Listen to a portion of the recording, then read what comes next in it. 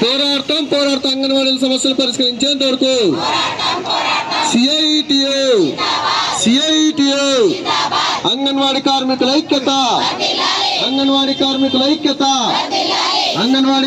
ఐక్యత అక్రమ అరెస్టులతో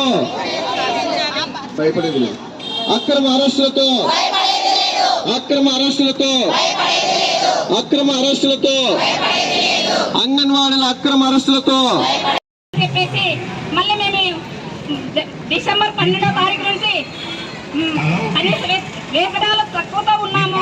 ఇప్పుడున్న నిత్యావసర సరుకులు రేట్లు ఎక్కువగా ఉన్నాయి. మేము ఆభరణాల కోసమైనా అడగలేదు, లేకుంటే మేము పట్టు వస్త్రాలకైనా అడగలేదు.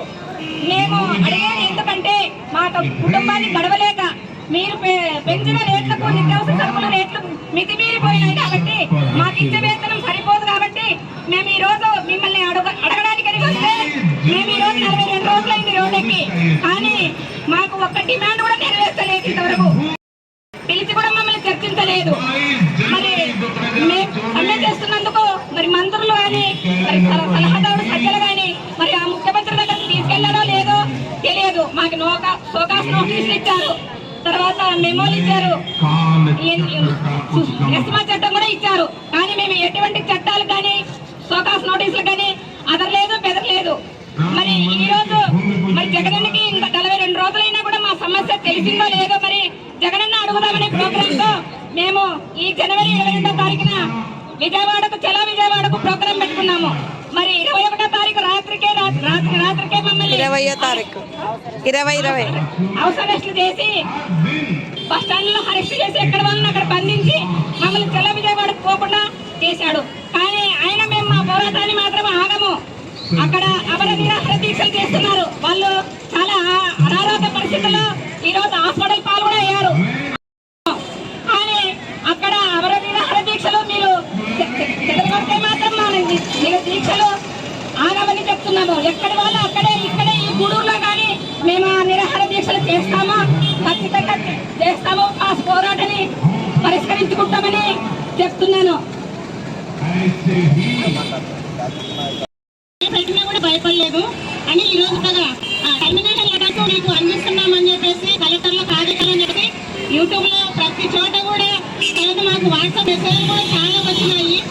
మేము 42 రోజుల నుంచి అంటే మీరు మమ్మల్ని 6 సార్లు చర్చలకు పిలిచినారు.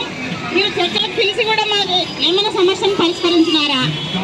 మీరు ఈ 42 రోజులలో మమ్మల్ని బెదిరించేదే ఎక్కువ ఉంది.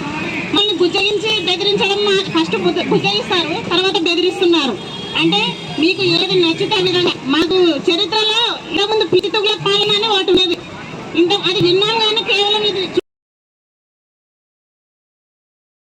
తెలియదేమో మీకు. ఆ పిచ్చితుగుల పాలన గురించి మీరు చూసుకోండి ఒకసారి, ఏ విధంగా ఉంది, ఏ విధంగా నాశనం అయింది. సేమ్ అదే విధంగానే ఇప్పుడు కూడా మేము జగన్ ప్రభుత్వాన్ని నాశనం చేయడానికే ఉన్నాము. అది మాత్రం ప్రభుత్వం గుర్తించుకోవాలి. జగన్కు చెప్దామనే కార్యక్రమాన్ని బట్టి సంతకాలు పెట్టిన ఈ రోజు నిన్నట్లో కూడా మేము విజయవాడ వెళ్లాల్సి ఉంది. కానీ మమ్మల్ని ఎక్కడ వల్ల అక్కడనే అరెస్ట్ చేశారు. అని కూడా విజయవాడలో దర్శనం దగ్గర ఉన్న శిబిరాన్ని కూడా కూల్చివేసినారు. కానీ మేమే వేసుకోలేమనే ఈ రోజు మళ్ళీ అక్కడ ఇంకో శిబిరం కూడా ఏర్పాటు చేస్తున్నాము. అంగన్వాడీల సత్తా అంటే అదే. మీరు ఎన్నిసార్లు తీసేసినా కూడా నువ్వు ప్రతిదానికి సిద్ధంగానే ఉన్నావు. కాబట్టి ప్రభుత్వం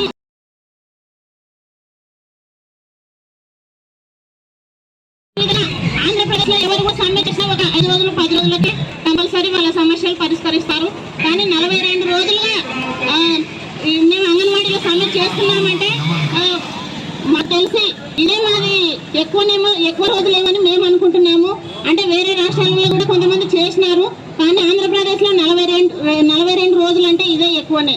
కానీ ఈ 42 రోజులలో కూడా జగన్ మాత్రం ఒక్కసారి కూడా స్పందించలేదు. అసలు ఆయన ఉన్నాడా లేక మీరు వినేవాళ్ళు చూసే వాళ్ళు మీరు ఊహించుకోవచ్చు. ఎందుకంటే ఇంతవరకైనా మా సమస్యల గురించి ఒక్కసారి కూడా మాట్లాడలేదు. ఈ 5 కాలంలో ఒక అసెంబ్లీలో మాట్లాడారు మనిషి. అంటే అంగన్వాడీ అంటే నేను మొదట్లోనే వీళ్ళకి ఏమైనా 4th జెండా ఏమైనా పెట్టినారేమో. అంగన్వాడీ అంటే ఎందుకు అట్లా కూడా విజయవాడలో మహాధర్ను ఏమంతా చేస్తామని చెప్తున్నాము. మా అక్కడ ధర్నా చౌక్ లో ఉన్న 2 అంగన్వాడీ టీచర్స్ వాళ్ళు ఆమరణ నిరాహార దీక్ష చేస్తుంటే వాళ్ళను బలవంతంగా తీసుకెళ్లి హాస్పిటల్లో జాయిన్ చేయించినారు. కానీ అది చేయడం మీరు చాలా పెద్ద తప్పు. మా సమస్యల కోసం మేము పోరాడేటప్పుడు మీకెందుకు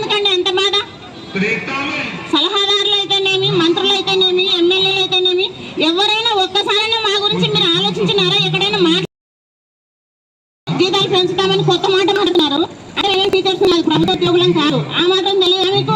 ఇన్ని చట్టాలు పెట్టినా కూడా మేము ఇంతవరకు భయపడలేదంటే ఇప్పుడు కొత్తగా మీరు ఎన్ని కొత్త పెట్టడం మేము ఎవరం కూడా భయపడము. కాబట్టి ప్రభుత్వానికి ఒకటే మేము తెలియజేసుకుంటున్నాము, మేము అవసరమైతే రాష్ట్ర నాయకుల మా యూనియన్ నాయకుల ఆదేశం మేరకు ఈ రోజు నుంచి రేపు నుంచి మేము కూడా నిరాహార దీక్షకు కూర్చుంటామని ప్రభుత్వానికి తెలియజేసుకుంటున్నాను.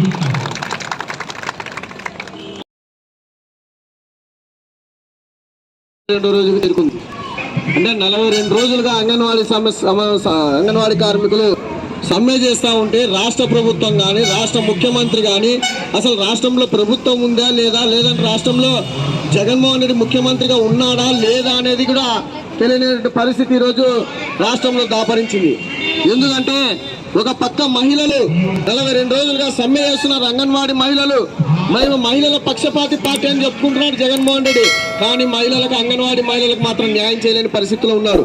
అదేవిధంగా ఈరోజు చూసుకుంటే ఈ జగన్మోహన్ రెడ్డి ప్రభుత్వం ఎటు సంఘ నాయకులు రాష్ట్ర నాయకులంట ఆమరణ నిరాహార దీక్ష దిగి కూర్చున్నారు.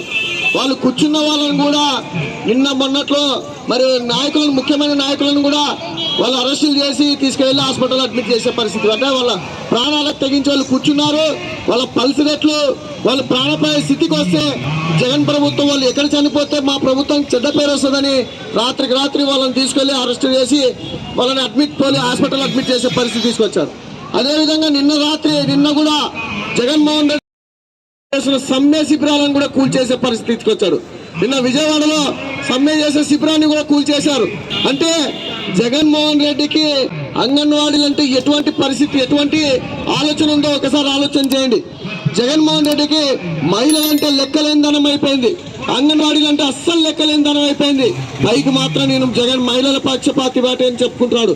కళ్ళబొల్లి మాటలే ప్రజలను మభ్యపెట్టడానికి, మహిళల ఓట్లు లాక్కోవడానికి తప్ప ఆయన చేసేది ఏమీ లేదు. ఆయన చూస్తున్నది ఆయన